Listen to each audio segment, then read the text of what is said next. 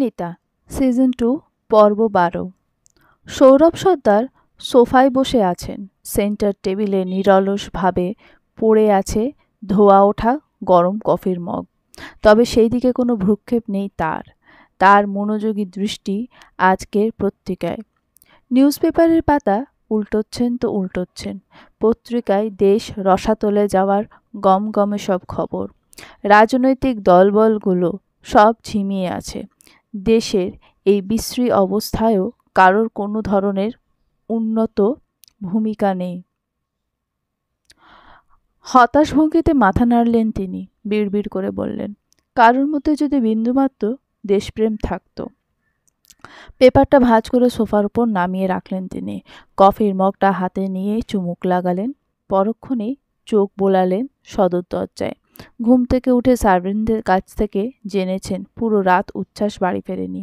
সৌরভ সর্দার চিন্তিত হন। সেই থেকে বসে আছেন সোফায়, অপেক্ষা করছেন উচ্ছ্বাসের জন্য। তবে ছেলেটার কোনো খবর নেই। অসুস্থ ছেলেটা পুরো রাত কোথায় ছিল কে জানে। একটা কল দিয়ে অন্তত জানাতে পারত। এতটা দায়িত্বহীন তো উচ্ছ্বাস না। সৌরভ নিগূঢ় চিন্তায় পড়লেন। যে করে হোক মেয়েটার খবর বের করতে হবে। এভাবে তো ছেলেটাকে কষ্ট পেতে দেওয়া যায় না। অনাথ ছেলেটার দায়িত্ব তো কাউকে বুঝিয়ে দিতে হবে। কতদিনই বা বেঁচে থাকবেন তিনি। ফোঁস করে শ্বাস ছাড়লেন তিনি। কফির মগ টেবিলে নামিয়ে রেখে উতলা নয়নে চেয়েছিলেন সদর দরজার দিকে। তার অপেক্ষার অবসান ঘটিয়ে উচ্ছ্বাসের কদম পড়ল দোরগোড়ায়। বিধ্বস্ত এলোমেলো কদমে সদর দরজা দিয়ে ঘরে ঢুকল উচ্ছ্বাস। শঙ্কিত দৃষ্টিতে চাইলেন সৌরভ সর্দার। গলা খাঁকড়ি দিয়ে বললেন, এদিকে এসো। এই সাত সকালে তাকে সোফায় বসে থাকতে দেখে বিভ্রান্ত হলো উচ্ছ্বাস। তবুও নিজেকে সামলে নিয়ে এগিয়ে গিয়ে সোফায় বসলো তার সামনে। বলল, এত তাড়াতাড়ি উঠে গেছো? সৌরভ সর্দার তাকিয়ে থাকলেন ওর দিকে। ছেলেটাকে প্রচণ্ড এলোমেলো ঠেকছে তার কাছে। উচ্ছ্বাসের দিকে তাকিয়ে উদ্গ্রীব স্বরে বললেন, কাল রাতে বাড়ি ফেরোনি কেন তুমি? পুরো রাত কোথায় ছিলে? এটা বলো না যে নিজের ফ্ল্যাটে ছিলে। সাফওয়ানের থেকে খোঁজ নিয়েছিলাম, তুমি যাওনি সেখানে। ক্লান্ত দৃষ্টি তুলে তাকালো উচ্ছ্বাস। কথা বলতেও কষ্ট হচ্ছে ওর। সৌরভ সর্দার হাতের উল্টো পিঠ দিয়ে কপালের তাপমাত্রা পরখ করলেন। পরক্ষণেই চিন্তিত স্বরে বললেন, বরফ হয়ে এসেছে উচ্ছ্বাস। সারা রাত ঠান্ডার মধ্যে বাইরে ছিলে, তাই না? কার জন্য এসব করছো? কিসের এত কষ্ট? আমি তোমার কাছে কোনোদিন কিছু চেয়েছি ড্যাড?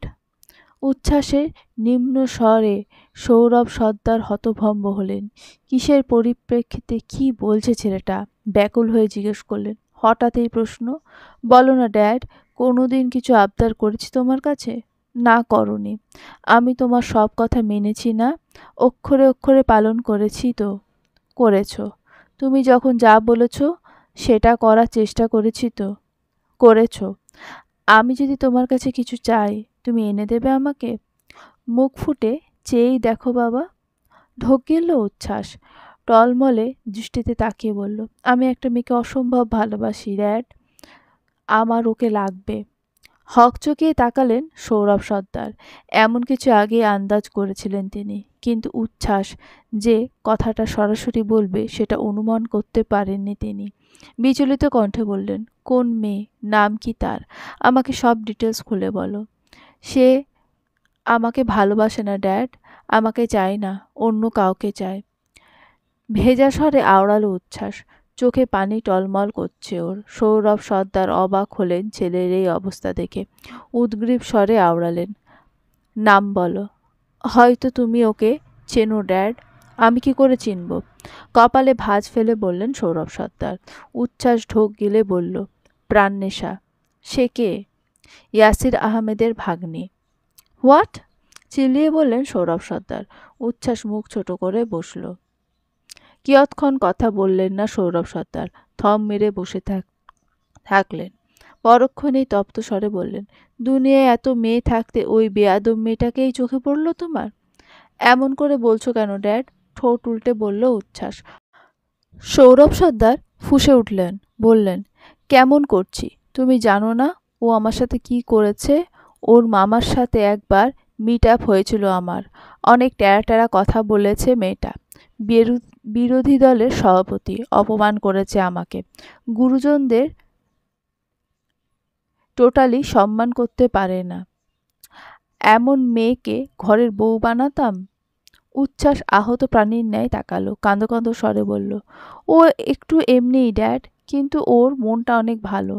আর আমি যেখানে নিজেই এই বাড়িতে থাকি না, সেখানে ওকে আনার তো প্রশ্নই নেই।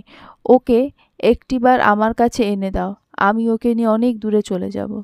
অগ্নিদৃষ্টিতে তাকালেন সৌরভ সর্দার।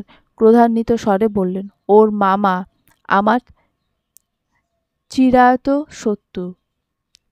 তার কাছে মেয়ে হাত চাইতাম আমি? তুমি মেয়েটার কথা ভুলে যাও উচ্ছ্বাস। ওর চেয়ে বেটার কাউকে এনে দেবো আমি। বেটার কাউকে চাই না ড্যাড, ওকেই চাই। সৌরভ সর্দার উঠে দাঁড়ালেন, গজগজ করতে করতে বললেন, বললাম না ওই মেয়েকে আমি ছেলের বউ বানাতে পারবো না। আদব কায়দার লেশমাত্র নেই মেয়েটার মাঝে। ভুলে যাও ওকে। এর চেয়ে অনেক সুন্দর কাউকে নিয়ে আসবো তোমার জন্য। এটাই আমার শেষ কথা। বলে পা বাড়ালেন তিনি। তবে তার পা থেমে যায় উচ্ছ্বাসের অপ্রত্যাশিত কাণ্ডে।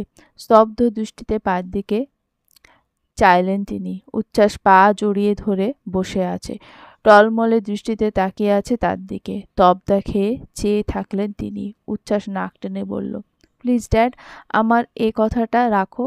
আমি যে ওকে ছাড়া থাকতে পারছি না। এমন কেন করছো তুমি? পাগল হয়েছো উচ্ছ্বাস? পা ছাড়ো। কি করছো? শিশুর ন্যায় দুপাশে মাথা নাড়ালো উচ্ছ্বাস।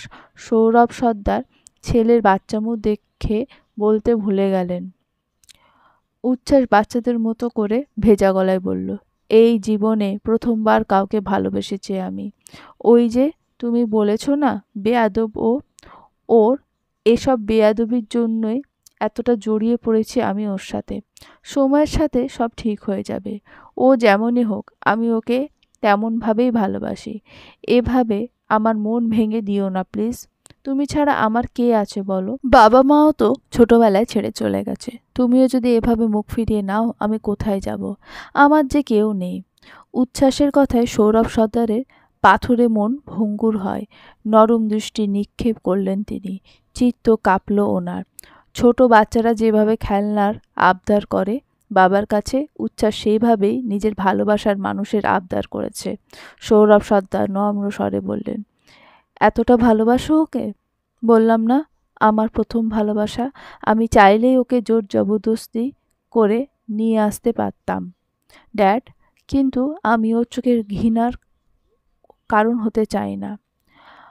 ছলছাতুরি করতে চাই না ওর সাথে। আমি ওকে নিজের করতে চাই, তবে সেটা ওর সম্মতিতে। ও আমাকে ভালো না বাসুক, তবুও শুধু আমার সাথে থাকতো। তুমি কথা দাও, তুমি ওর বাবা মায়ের কাছে বিয়ের প্রস্তাব দেবে। আমার এই ইচ্ছেটুকু পূরণ করতে পারবে না তুমি? উচ্ছ্বাস ওঠো, এভাবে পা ধরে আছো কেন? আগে কথা দাও, ওর বাবা মাকে বিয়ের প্রস্তাব দেবে। দিলাম কথা। উচ্ছ্বাস উঠে দাঁড়ালো, চকচকে দৃষ্টিতে তাকিয়ে শক্ত করে জড়িয়ে ধরল তাকে। দোতলায় দাঁড়িয়ে বাবা ছেলের আলিঙ্গন দেখল ঈশান। পুরো ঘটনার সাক্ষী হয়ে এখানে দাঁড়িয়েছিল ও। রেলিংয়ে হাত ঠেকিয়ে শেষাত্মক হাসল ঈশান। বিড়বিড় করে বলল, তোর এই হাসি মুখটা আমার বড্ড অপছন্দ উচ্ছ্বাস। তোর পছন্দের জিনিসগুলো ধ্বংস করে দিতে আমার একটু বেশিই ভালো লাগে। ক্যাফের এক কোণে গোল টেবিলে উচ্ছ্বাস আর প্রত্যুষ সামনাসামনি চেয়ারে বসে আছে। কারোর মুখেই কোনো কথা নেই। দুজনের মাঝে অঘোর নীরবতা। প্রত্যুষ মনোযোগে চায়ের কাপে চুমুক দিচ্ছে। উচ্ছ্বাস চঞ্চল দৃষ্টিতে দেখছে ওকে। হাঁসফাঁস করল উচ্ছ্বাস। আধ ঘন্টা ধরে এভাবে বসে আছে ওরা। সন্ধ্যার দিকে প্রত্যুষ ফোন দিয়েছিল, বলেছিল মিট করতে চায় ও। রাতে যাতে 1 ঘন্টা টাইম ম্যানেজ করে হলেও ওর সাথে দেখা করে। উচ্ছ্বাস কথা রেখেছে ওর, এসেছে দেখা করতে। কিন্তু সমস্যা হলো অন্য। এই ছেলে কথাই বলছে না ওর সাথে। উচ্ছ্বাস ধৈর্য তার সীমানা অতিক্রম করতেই উচ্ছ্বাস তড়িঘড়ি করে বলল, প্রত্যুষ কি বলতে ডেকেছেন আপনি? প্রত্যুষ এক পলক তাকালো ওর দিকে, টিস্যু দিয়ে মুখ মুছে গা ছাড়া ভাবে বলল, কথা আছে আপনার সাথে। সেটাই তো জিজ্ঞেস করছি, কি কথা? আপনি যেটা দেখান আসলেই কি আপনি সেটা? বলদ বনে তাকিয়ে থাকলো উচ্ছ্বাস। প্রত্যুষের কথার আগামাথা খুঁজে না পেয়ে বলল, বুঝলাম না, কি দেখায় আমি? কী সব বলছেন? আপনার বাবা মা কোথায়? উচ্ছ্বাস ভ্রু কুঁচকে তাকালো। সন্ধিহান হয়ে বলল, হঠাৎ এই প্রশ্ন কেন? সত্যি করে বলুন। মেজাজ খারাপ হলো উচ্ছ্বাসের। বাবা মায়ের ব্যাপারে কে মিথ্যা বলে ভাই? নিজেকে শান্ত করার চেষ্টা চালালো উচ্ছ্বাস। রেগে যাওয়া ওর ধাঁচের না। আর সামনের জন ওর প্রিয়জনের অতীব প্রিয়। তার সাথে একটু না, অনেকটাই রয়ে সয়ে কথা বলতে হবে। উচ্ছ্বাস বিমর্ষ স্বরে আওড়ালো, আমার বাবা মা নেই প্রত্যুষ। ইভেন আমার কেউ নেই। এই বিশাল দুনিয়ায় আমি একা। আপনি তো জানেন সব। তবুও কেন আমাকে কষ্ট দেওয়ার জন্য আবার জিজ্ঞেস করছেন? তাই? এটা কি সত্যি? হ্যাঁ ভাই, হ্যাঁ। মিথ্যা কেন বলতে যাব? আজীব। পরিবার নিয়ে কে মিথ্যা বলে? তপ্ত স্বরে দ্রুত বলল উচ্ছ্বাস। ঠোঁট বাঁকিয়ে হাসল প্রত্যুষ। পরক্ষণে গভীর স্বরে বলল, সৌরভ সর্দারকে চেনেন? কপালে ভাঁজ ফেলল উচ্ছ্বাস। মনে মনে শঙ্কিত হলো ও। ওর সবচেয়ে বড় সিক্রেটটা ধরা পড়ে গেল না তো? ঠোঁট কামড়ে প্রত্যুষের দিকে তাকালো উচ্ছ্বাস। ধরা পড়লেই বাকি, it's not a big deal. এমনিতেও সৌরভ সর্দারই যাবে প্রাণনেশার জন্য প্রস্তাব দিতে। এখন তো সবাই এমনিই জানবে। উচ্ছ্বাস কোমল স্বরে বলল, জি চিনি। উনি আপনার কে হন? কেউ হন না। আর আপনি এই প্রশ্নই বা করছেন কোত্থেকে? মিথ্যা বলবেন না উচ্ছ্বাস। অন্তত এটা আপনার থেকে আশা করিনি আমি। আপনি সবাইকে এইভাবে মিথ্যা বলেন। প্রাণনেশা জানলে কতটা কষ্ট পাবে জানেন? ও আপনাকে ট্রাস্ট করে। এভাবে ওর বিশ্বাস ভেঙে দিলেন আপনি। প্রত্যুষের কণ্ঠে সুপ্ত রাগের আভাস। আকাশ থেকে পড়ল উচ্ছ্বাস। হতভম্ব হয়ে তাকালো ও। প্রত্যুষ নাক শিকেই তুলে তাকিয়ে আছে ওর দিকে। নাক ফোলাচ্ছে বারংবার। উচ্ছ্বাস উগ্রীব স্বরে আওড়ালো, আরে ভাই, কি বলছেন এসব? কি মিথ্যা বলেছি আমি? এই যে আপনি সৌরভ সর্দারের ছেলে, কিন্তু আপনি সবাইকে বলছেন আপনার কেউ নেই। স্পাই হিসেবে এসেছেন আপনি। কিয়ৎক্ষণ বিমূঢ় হয়ে বসে থাকলো উচ্ছ্বাস। অল্প শোকে কাতর, অধিক শোকে পাথর। উচ্ছ্বাস আহত দৃষ্টিতে তাকালো ওর দিকে। ভঙ্গুর স্বরে বলল, এসব কোত্থেকে জেনেছেন আপনি? আপনার মুখোশ যে জেনে গেছি সেটা কি যথেষ্ট নয়? এভাবে ঠকালেন সবাইকে। হাস্যোজ্জ্বল মুখের আড়ালে এত ঘাটিয়া সত্তা। যথেষ্ট নয় প্রত্যুষ। অর্ধসত্য মিথ্যার চেয়েও ভয়ঙ্কর। আপনি পুরো ডিটেলস না জেনেই আমাকে দোষারোপ করছেন। ঘাটিয়া পর্যন্ত বলছেন, একবার পুরো সত্যটা তো জেনে নেবেন। আচ্ছা, কি আপনার পুরো সত্য? বলে শ্লেষাত্মক হাসল প্রত্যুষ। হতাশ শ্বাস ফেলল উচ্ছ্বাস। অসহায় কণ্ঠে বলল, আমি ওনার হয়ে কাজ করি এটা ঠিক, তবে উনি আমার কেউ নন। এটা সত্যি, উনি আমাকে ছোটবেলা থেকে বড় করেছেন, কিন্তু ওনার সাথে আমার কোনো রক্তের সম্পর্ক নেই। ওনার শুধু একটাই ছেলে আছে, আর সেই ছেলেটা জায়গা অজায়গায় টাল হয়ে পড়ে থাকে। তাই ওনার যে কোনো কাজের সাথে আমার ইন্টারাকশন বেশি। আমাকে ভালোবাসেন উনি, আমি ওনাকে সম্মান করি। ছোটবেলা থেকে নিজের বাবার মতো বড় করেছেন আমাকে। আমি জানি না আপনি এই খবরটা কোত্থেকে পেয়েছেন, কিন্তু এটাই সত্যি, উনি আমার নিজের বাবা নন। থামল উচ্ছ্বাস। দীর্ঘশ্বাস ফেলে জানালো আরও অনেক তথ্য। প্রত্যুষ হতভম্ব হয়। নিজেকে বলদ মনে হয় ওর। যতটা সাসপেন্স নিয়ে রহস্য উদ্ধার করতে এসেছিল তার 1%ও অবশিষ্ট থাকে না। কিছুক্ষণ স্তব্ধ বসে থাকলো প্রত্যুষ। পরক্ষণে একটা প্রশ্ন মাথাচাড়া দিয়ে উঠতেই তড়িঘড়ি করে বলে, এই কথাটা প্রাণনেশাকে জানাননি কেন আপনি? আমি শিওর প্রাণনেশা জানে না এটা।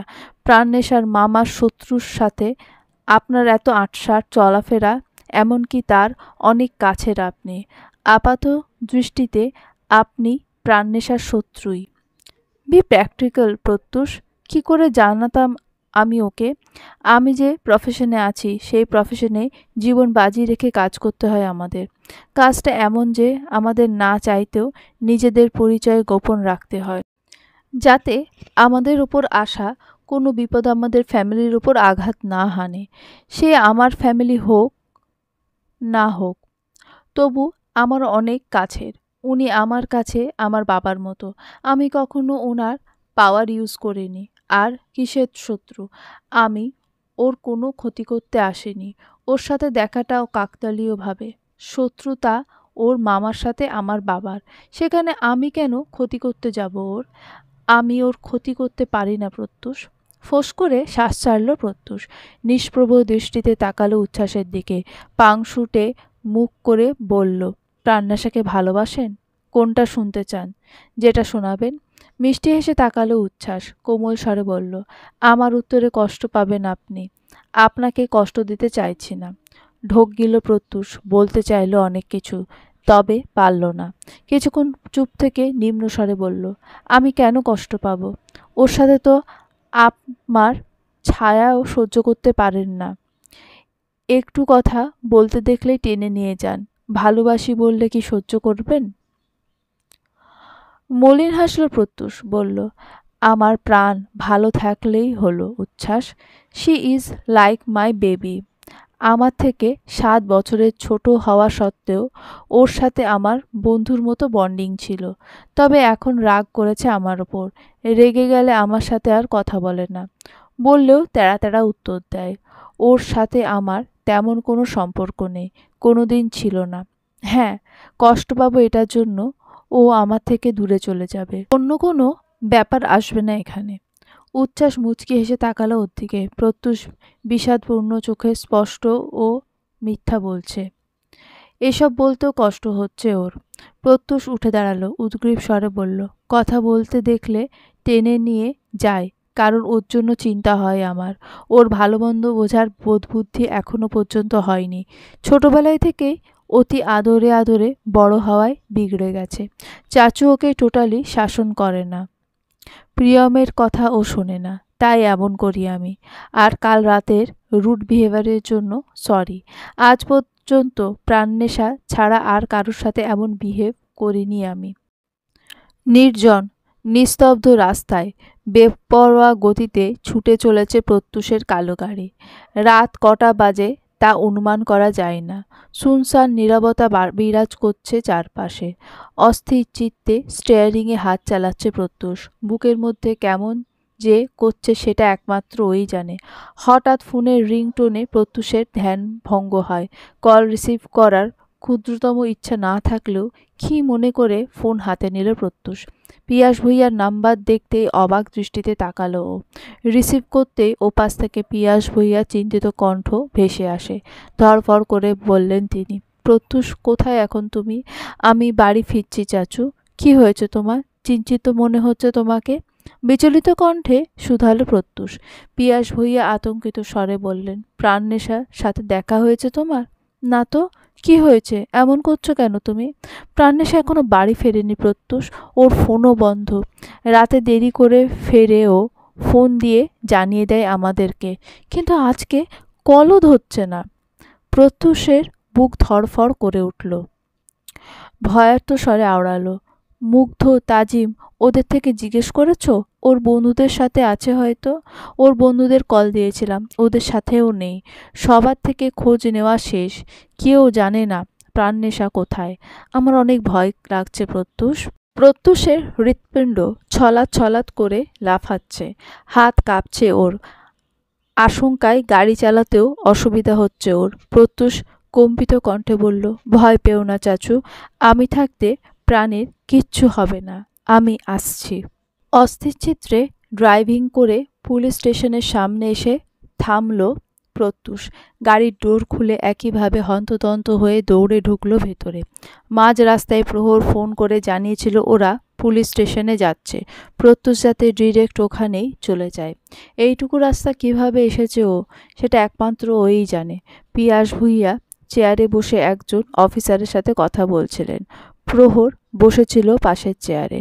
প্রত্যুষকে আসতে দেখেই উঠে এগিয়ে এলো ওর কাছে। প্রত্যুষ ধড়ফড় করে বলল, ভাইয়া, প্রাণ? জানি না রে, কোথায় হারিয়ে গেছে মেয়েটা।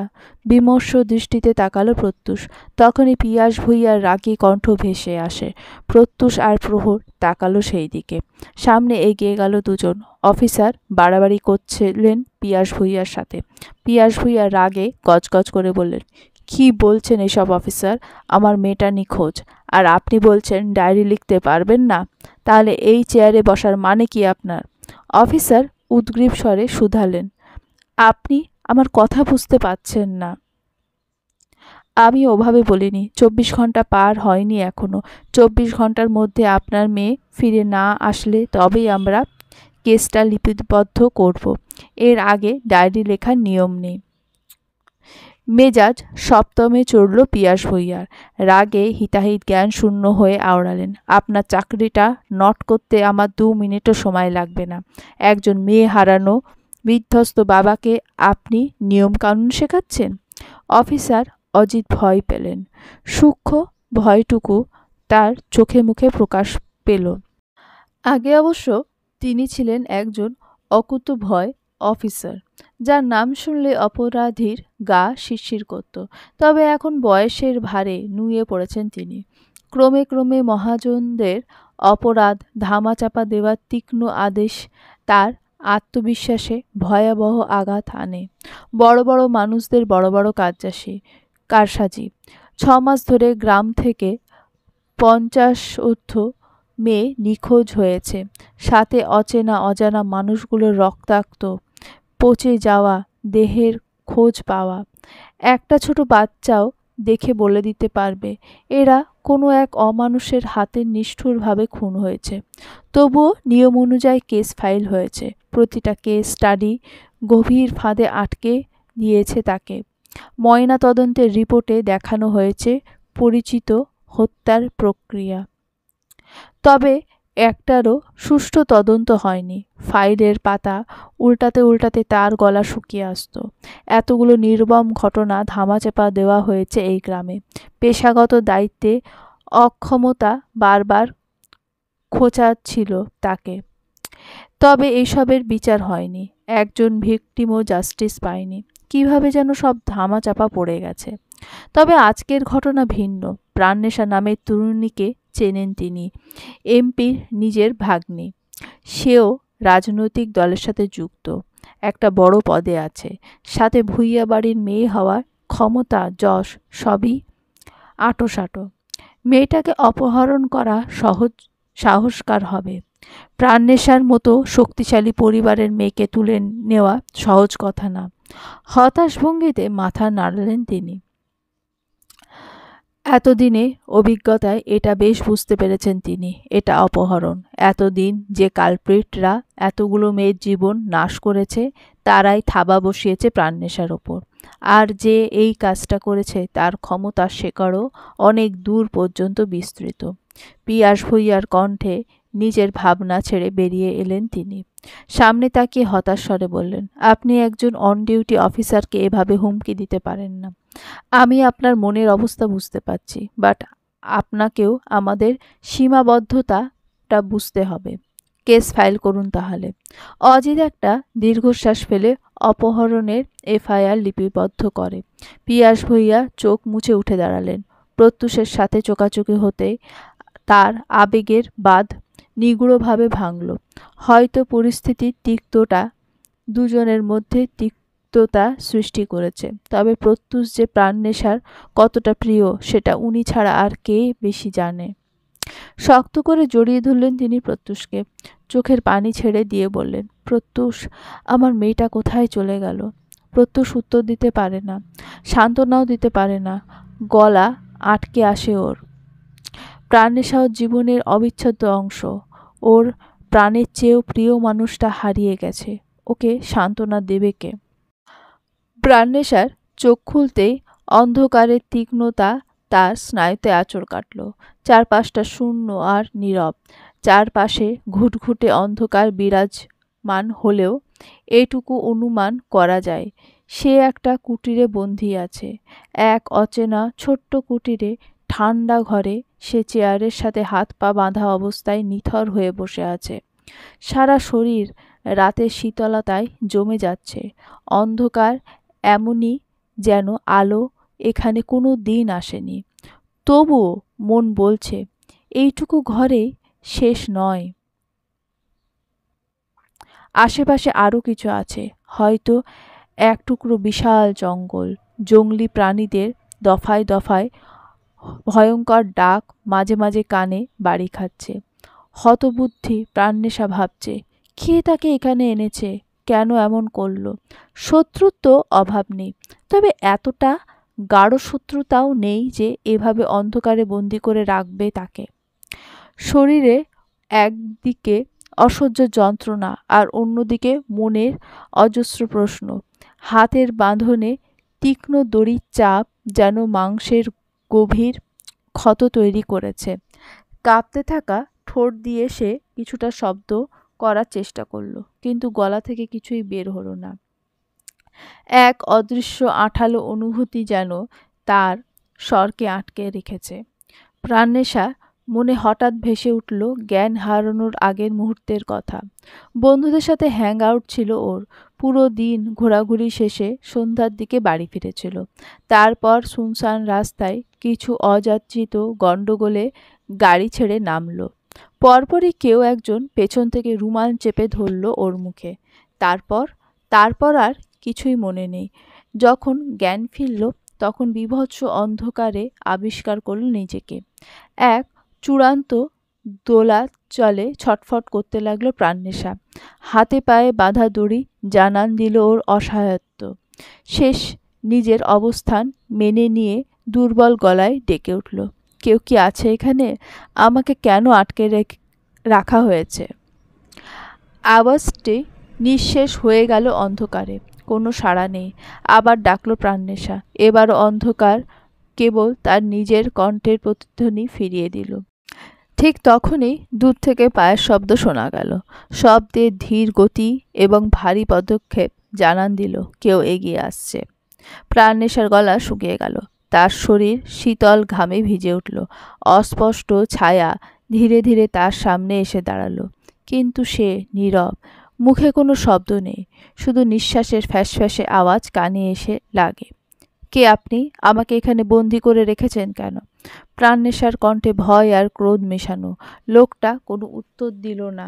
কয়েক মুহূর্ত অপেক্ষা করার পর প্রাণনেশা ক্লান্ত হয়ে মাথা নামিয়ে নিল। কিছুটা সময় পেরিয়ে সেই অস্পষ্ট ছায়া কাঁপিয়ে হেসে উঠল। সেই বিকট শব্দ গুমট পরিবেশ আরো ভুতুড়ে করে তুলল। হতভম্ব হয়ে তাকালো প্রাণনেশা। এভাবে উন্মাদের মতো হাসার কারণ ঠিক ঠাহর করতে পারল না। অপরিচিত কণ্ঠে মতলব বুঝে আসলো না ওর। হঠাৎই ক্ষীণ আলো ছড়িয়ে পড়ল ঘরময়। এতক্ষণ ঘুটঘুটে অন্ধকার থাকার দরুন চোখ খিচে নিল প্রাণনেশা। পরক্ষণে আলতো চোখ মেলতে আকাশ থেকে পড়ল। সামনে দাঁড়ানো ছেলেটাকে চেনেও। কি যেন নাম? হ্যাঁ, ঈশান সর্দার। কিন্তু এই ছেলেটা ওকে এইভাবে আটকে রেখেছে কেন? ছেলেটার সাথে বাপের জন্মে কোনোদিন কথা হয়েছে বলে মনে পড়ে না প্রাণনেশার। কুটিল হাসল সামনের জন। চুটকি বাজাতে বাইরে থেকে অন্য একটা ছেলে চেয়ার এনে রেখে গেল প্রাণনেশার সামনে। সেটার ওপর আয়েশ করে পায়ের ওপর পা তুলে বসল ঈশান। নিরেট স্বরে বলল, ভালো আছো প্রাণনেশা? ছোট ছোট চোখ করে চাইল প্রাণনেশা। এক থাপ্পড়ে ছেলেটার মুখের নকশা বদলে দেওয়ার ইচ্ছে পোষণ করল মনে মনে। এভাবে অমানুষের মতো আটকে রেখে জিজ্ঞেস করছে ভালো আছে কিনা।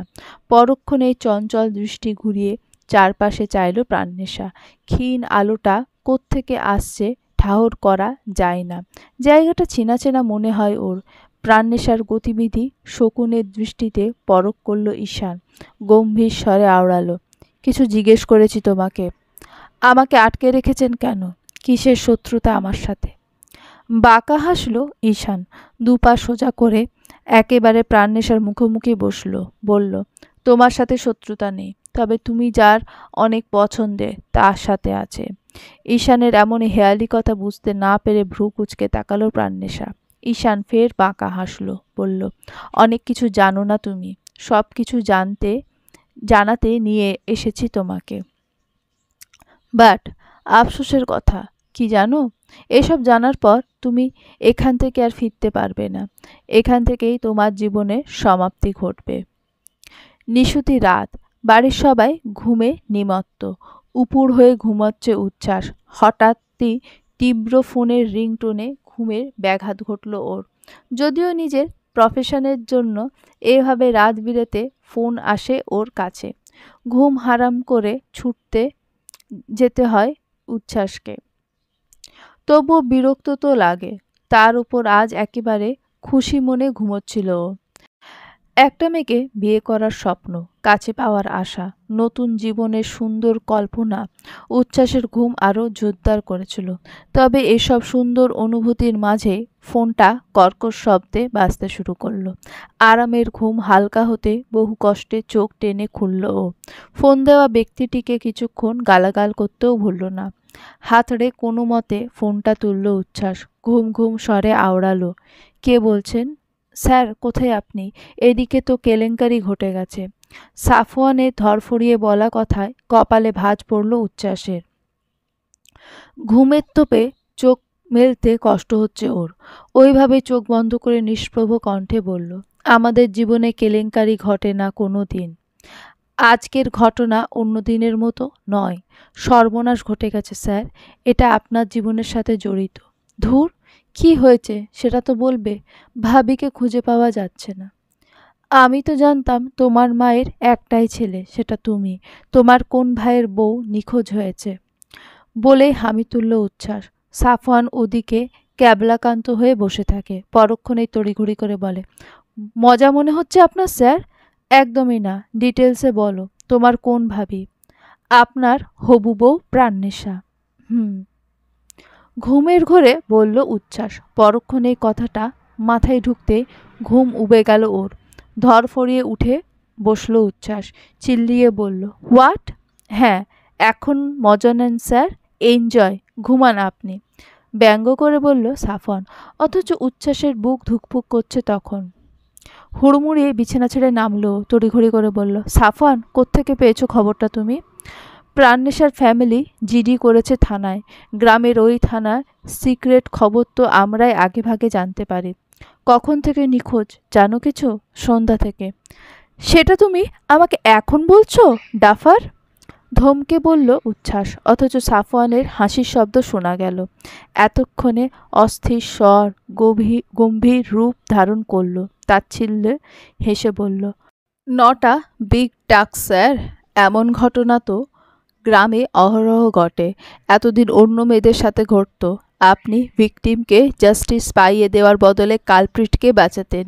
নিজের সব পাওয়ার প্রয়োগ করে ধামাচাপা দিতেন ঘটনাগুলো। বাট আজ আপনার একজন প্রিয় মানুষ বিপদে। আশা করি ও যদি বেঁচে যায়, এবারে আপনি ওকে জাস্টিস পাইয়ে দেওয়ার জন্য লড়বেন। এবারে আপনার দলের আগে আপনার প্রিয় মানুষটা থাকবে। আর যদি না পারেন, কাপুরুষের মতো নিজের পালিত বাবার ঋণ শোধ করেন, তাহলে ওকে ভালোবাসার দাবি করবেন না। আপনার ভালোবাসা পাওয়ার কোনো অধিকার নেই। খট করে ফোন কাটল সাফওয়ান। বিমূঢ় দাঁড়িয়ে থাকলো উচ্ছ্বাস, স্তব্ধ ও। খানিকক্ষণ ফোনটা ধরে রাখলো কানে। হুঁশ আসতে এলোমেলো দৃষ্টি ফেলল মেঝেতে। বুকের মধ্যে কেমন যেন করছে। সাফওয়ান তো জানে না এসব অপরাধ বোধ নিয়ে কিভাবে আফসোসে দিন কাটেছে ওর। সময়ের পরিক্রমায় ভুলে গেছিল এই অপরাধগুলো। সাফওয়ান আজ আবার মনে করিয়ে দিল। সাথে জানালো ওর নির্লিপ্ততার জন্য আজ এই ঘটনা পুনরায় ঘটেছে। তবে এবারে যে ভোগান্তিতে পড়েছে সেই মানুষটা ওর সবচেয়ে প্রিয়। ঢোক গিলল উচ্ছ্বাস। ও জানে এসব কে করেছে, তবে কেন করেছে সেটা ঠাহর করতে পারছে না। হুড়মুড়িয়ে কক্ষ ছেড়ে বের হলো উচ্ছ্বাস। অজানা আশঙ্কায় হৃৎপিণ্ড লাফাচ্ছে। ভয়ে হাত পা রোধ হয়ে আসছে। প্রাণনেশের কাছে পৌঁছাতে হবে ওকে, যে করেই হোক। দপদপিয়ে সিঁড়ি বেয়ে নামলো ও। আওয়াজ পেয়ে সৌরভ সর্দার বেরিয়ে এলেন। ওকে ওভাবে চলে যেতে দেখে পিছু ডাকলেন অনেকবার। উচ্ছ্বাস শুনল না, উত্তরও দিল না। একইভাবে দৌড়ে বেরিয়ে গেল বাড়ি ছেড়ে। রাতের আঁধারে গ্রামের বাতাস ভারী হয়ে উঠেছে। রাস্তায় জলজলে ল্যাম্পপোস্টের নিচে দাঁড়িয়ে থাকা মানুষগুলো মুখ বিষণ্ণ। চারপাশে নিস্তব্ধতা, এক গভীর শূন্যতার সাক্ষী। বিমর্ষ চিত্তে দাঁড়িয়ে আছে প্রত্যুষ। চোখে ক্লান্তি, কপালে ভাঁজ, মুখ শক্ত। কিন্তু মনের ভেতর যে ঝড় বয়ে যাচ্ছে তার তাণ্ডব একমাত্র ওই অনুভব করতে পারছে। পুলিশের একটা ফোর্স খুঁজছে প্রাণনেশাকে। পিয়াস ভূঁইয়াকে বাড়ি পাঠিয়ে দিল, প্রত্যুষ বাড়ি ফিরে যায়নি। ফেরা সম্ভব না ওর পক্ষে। প্রাণনেশাকে খুঁজে না পাওয়া পর্যন্ত নিঃশ্বাস নিতেও বেগ পোহাতে হচ্ছে ওকে। প্রহরও সাথে এসেছে ওর। প্রত্যুষ থেকে একটু দূরে দাঁড়িয়ে ফোনে কথা বলছে ও।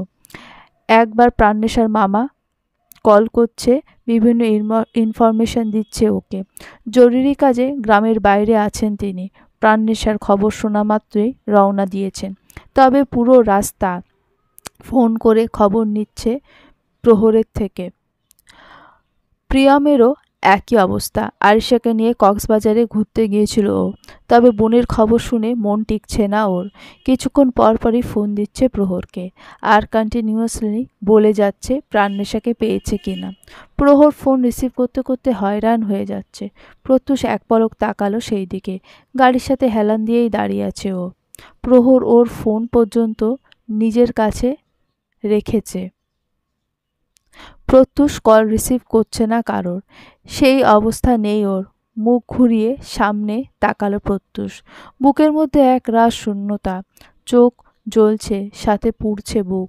মেয়েটা এই জিনিসটা ভালোই পারে, প্রত্যুষকে পোড়াতে, জ্বালিয়ে পুড়িয়ে ছাই বানিয়ে দিতে।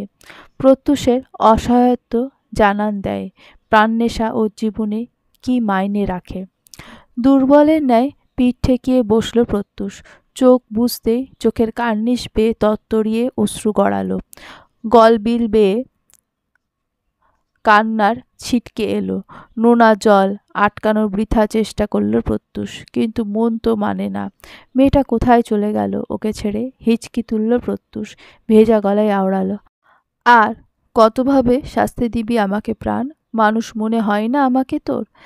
একটা ভুলের মাসুল আর কত কাল ধরে দিয়ে যাব। প্রত্যুষের কান্না বাড়ে। প্রাণনেশার হাসি মুখ মনে পড়তেই পাঁজরে ছড়ায় টনটনে ব্যথা। দগ্ধ শরীর জ্বলছে প্রত্যুষের। অদূর থেকে প্রহর দৌড়ে আসলো। প্রত্যুষ হাত দিয়ে মুখ ঢাকলো। বড় ভাইকে দেখাতে চায় না নিজের কান্না। প্রহর হাত রাখলো ওর মাথায়, সান্ত্বনা দিয়ে তড়িঘড়ি করে বলল, শান্ত হ প্রত্যুষ, সামলা নিজেকে। তুই এমন করলে প্রাণনেশাকে খুঁজব কি করে? দু হাতে বাচ্চাদের মতো চোখ মুছল প্রত্যুষ। ফোলা ফোলা চোখে প্রহরের দিকে তাকিয়ে বলল, ও আমাকে ছেড়ে কোথায় চলে গেছে ভাই? আমি কি করে সামলাবো নিজেকে? আমার যে খুব কষ্ট হচ্ছে। এত কষ্ট আমি আর সহ্য করতে পারছি না। সব কিছুর জন্য আমিই দায়। আমার জন্যই হয়েছে সব। প্রহর জড়িয়ে ধরল ওকে, মাথায় হাত বুলিয়ে দিয়ে বলল, বনুকে খুঁজে পাই একবার, আর তোর কথা শুনবো না আমি। নিজের অবস্থা দেখেছিস? ওকে ছাড়া বাঁচতে পারবি তুই? অনেক রেখেছি তোর কথা, আর না। তোকে বাঁচানোর জন্য হলো চাচুর কাছে তার মেয়ের হাত চাইতে হবে। তারপর বলো, কি বুঝলে? ঈশানের কণ্ঠ কানে আসতেই টলমলে দৃষ্টি তুলে তাকালো প্রাণনেশা। এখনও ওর বলা কথাগুলো বিশ্বাস করতে কষ্ট হচ্ছে উচ্ছ্বাসের বেইমানি হজম করতে। একটা মানুষ এতটা মুখোশধারী কি করে হতে পারে ভেবে পায় না প্রাণনেশা। উচ্ছ্বাস ওর জন্য কিভাবে সেটা জানা নেই প্রাণনেশার, কিন্তু এটা সত্যি। উচ্ছ্বাসকেও নিজের বন্ধু ভেবেছিল, বিশ্বাস করেছিল। ছেলেটা সে বিশ্বাস রাখেনি। খারাপ লাগছে প্রাণনেশার। এদিকে হাত পা ব্যথায় অসাড়। প্রাণনেশাকে ভাবুক দেখে বাঁকা হাসল ঈশান। ব্যগ্র স্বরে বলল, ইস, এত সুন্দরী মেয়েকে উচ্ছ্বাস বলদটা কি করে কষ্ট দিতে পারে? ঘৃণায় মুখ ঘোরালো প্রাণনেশা। অট্ট হাসল ঈশান, ঠোঁট গোল করল, তাচ্ছিল্য করে বলল, ওর চেয়ে বেটার আছি আমি প্রাণনেশা। তোমার আমার স্ট্যান্ডার্ড মেলে। বাট ওকে কি দেখে পছন্দ করলে তুমি? ওর নিজের কোনো পরিচয় নেই। ও আমার বাবার হাতের পুতুল ছাড়া আর কিছুই না। বাবা ওকে যেভাবে নাচাবে সেভাবেই নাচবে ও। নয়তো দেখো, এত বড় একটা প্রফেশনে থাকার পরও ও সেটাই করছে যেটা বাবা ওকে করতে বলেছে। ও এখানে এসেছিল গ্রামের পরিস্থিতি ঠিক করতে, উপর মহলের আদেশ ছিল সেটা। কিন্তু এখানে আসার পর সব ঘটনা ধামাচাপা দিয়েছে ও। দলের ছেলেদেরকে বাঁচিয়েছে। সেটা নিয়ে তোমার বক্তব্য কী? প্রাণনেশা চোখ বেয়ে টুপ করে অশ্রু গড়ালো। ঠোঁট কাঁপছে ওর। কান্না আটকানোর বৃথা চেষ্টা করছে। তুলির মৃত্যুর দিন পুরো রাত কেঁদেছিল ও। মেয়েটার ইনোসেন্ট মুখটা বারবার চোখের সামনে ভাসছিল। মেয়েটার ওর প্রতি ভক্তি, ভালোবাসা সব ভেতরে ভেতরে শেষ করে দিচ্ছিল প্রাণনেশাকে। কিন্তু সময়ের পরিক্রমায় অত কাছের মেয়েটাকেও ভুলে গেছিল প্রাণনেশা। এমনই হয়, আমরা ভুলে যাই, স্মৃতির ওপর ধুলোবালি জমে যায়। দুদিন আফসোস করি হয়তো, তারপর আবার নিজেদের নিত্য জীবনে ফিরে যায়। তবে যারা হারায় সেই জানে প্রিয়জন হারানোর যন্ত্রণা, সেই মনে রাখে, প্রতিনিয়ত কষ্টে তড়পায়। ঈশানের দিকে অসহায় দৃষ্টিতে তাকালো প্রাণনেশা। কাপা ঠোঁট নাড়িয়ে ভাঙা গলায় বলল, তুলিকে কেন মেরে ফেলেছিলেন? মেয়েটার কি দোষ ছিল? কোনো দোষ তো ছিল না, তবে একটা সমস্যা ছিল। মেয়েটা আমার চোখে পড়েছিল, সুন্দর হওয়ায় মাসুল চোকাতে হয়েছে ওকে। যেমন তুমি, তোমারও তো কোনো দোষ নেই, বাট তোমাকে নিয়েও আসা হয়েছে এখানে। বলে বিকৃত হাসল ঈশান। অশ্রুসিক্ত আগুন চোখে তাকালো প্রাণনেশা। ঈশান প্রখর স্বরে বলল, কিন্তু কি জানো, আশা করি তোমার ডেস্টিনেশন ওর মতো হবে না। তোমাকে যখন কিডন্যাপ করে নিয়ে এসেছিলাম তখন আমার প্ল্যান ছিল তোমাকে মেরে জঙ্গলের পাশের ওই নদীটাতে ভাসিয়ে দেওয়া। বাট তোমাকে দেখার পর আমি আমার প্ল্যান বদলেছি। ভালো লেগেছে তোমাকে ইয়ার, তোমার সুন্দর চোখ দুটো আমার অসম্ভব পছন্দ হয়েছে। এখন তোমার কাছে দুটো অপশন আছে, তুমি নিজের ইচ্ছায় আমার হয়ে যাবে, আর নয়তো আমি জোর জবরদস্তি করব, যেটা সহ্য করা সম্ভব হবে না তোমার পক্ষে। এখানে তোমার সাথে কি কি হতে পারে ধারণাও নেই তোমার। আমাকে মেরে তুই বাঁচতে পারবি না শয়তান। ক্রোধান্বিত স্বরে বলল প্রাণনেশা। গা কাঁপিয়ে হাসল ঈশান, ঠোঁটে ফিচেল হাসি ঝুলিয়ে বলল, ইস, হোয়াট আ কিউট এক্সপ্রেশন। তোমার সব কিছুতেই তো মুগ্ধ কেন হচ্ছি আমি। তোমার এই রাগ, ক্রোধে কাঁপতে থাকা সব কিছু সুন্দর মনে হচ্ছে আমার। এই জন্যই ওই বলদ পাগল হয়ে যাচ্ছিল তোমার জন্য। চয়েস ভালোই আছে ওর। ঈশান ঝুঁকল ওর কাছে, প্রাণনেশার চিবুক ধরল আলতো করে, শীষ বাজিয়ে বলল, be prepared baby, you will be mine soon. চিন্তা করো না, বিবাহ বহির্ভূত অপবিত্র করব না তোমাকে। কেঁদে দিল প্রাণনেশা। ভয়ে বুক কাঁপছে ওর, মস্তিষ্কের প্রতিটা শিরা দপদপিয়ে জানান দিচ্ছে খুব শীঘ্রই ওর চরিত্রে কালি ছোড়া হবে। সেই সাথে কল্পনায় আসছে গ্রামের মানুষগুলো ওর চরিত্রে কাদা ছোড়ার দৃশ্য। চেয়েও মনের মধ্যে সাহস সঞ্চার করে রাখতে পারছে না প্রাণনেশা। মেয়েদের সবচেয়ে দামি জিনিস তাদের ইজ্জত সম্মান, সেটাই যখন আহুতি হয় তখন বেঁচে থাকার আর কোনো কারণ থাকে না। আজ প্রথমবারের মতো মেয়ে হওয়ায় আফসোস হচ্ছে প্রাণনেশার। ছেলেদের সমকক্ষ যে একটা মেয়ে কখনোই হতে পারে না, তা আজ হাড়ে হাড়ে টের পাচ্ছে। দিশেহারা হয়ে কাঁদছে প্রাণনেশা। ওর কান্না দেখে পৈশাচিক আনন্দ পেল ঈশান।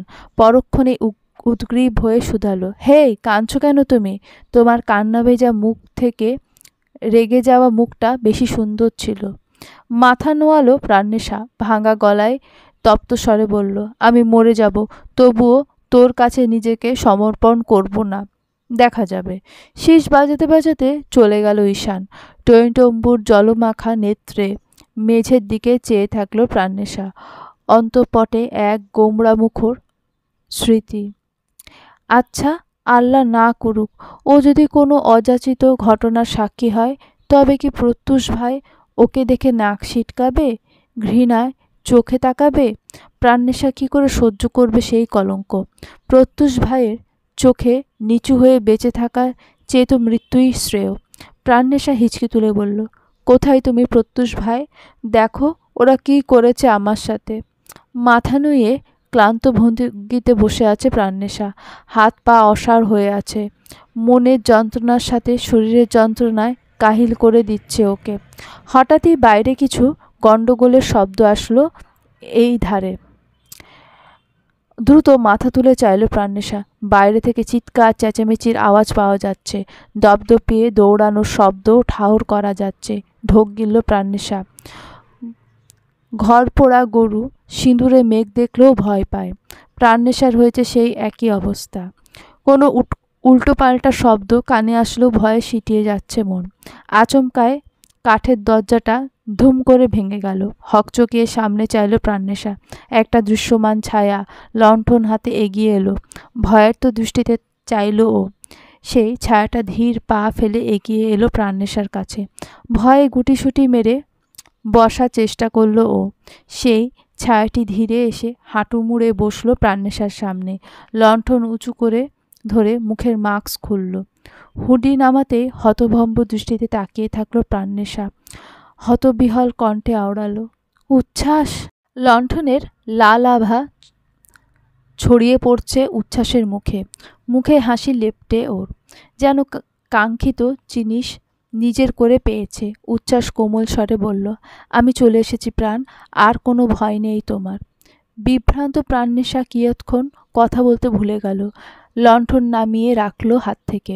প্রাণনেশার বাঁধা দড়িতে হাত দিতে আর্তনাদ করে উঠল, উচ্ছ্বাস! ব্যথা! সরি।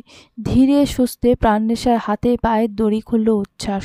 অনেকক্ষণ এক জায়গায় স্থির থাকায় হাত পা নাড়াতে কষ্ট হলো ওর।